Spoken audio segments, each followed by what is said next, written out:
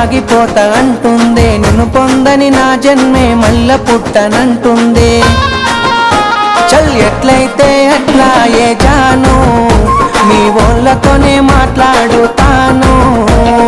ఎట్లయితే అట్లా ఏ జాను, మీ వాళ్ళతోనే మాట్లాడుతాను.